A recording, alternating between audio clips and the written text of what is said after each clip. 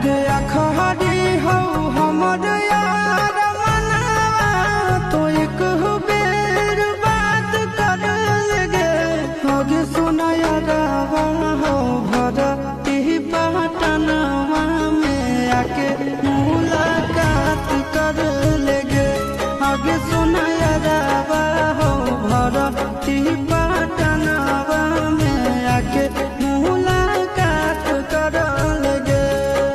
आगे चली जाइबौ छोड़ी के